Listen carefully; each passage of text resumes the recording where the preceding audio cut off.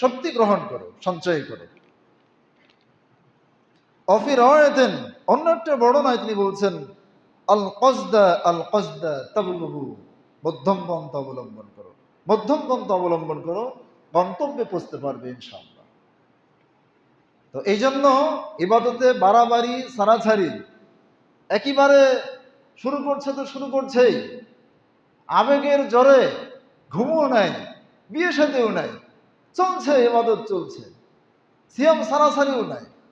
আছে না একদল নিজেদের উপর বাড়াবাড়ি করেছিল?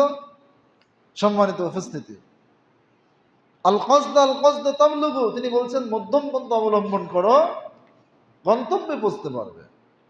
এর অর্থ হলো আন লা ইয়াতাকাল্লাফাল ইনসানু ফিশ শাই, মানুষ যেন ইবাদত আমলের কোনো ক্ষেত্রেই কৃত্রিমতা, যেটা তার আসল রূপ না,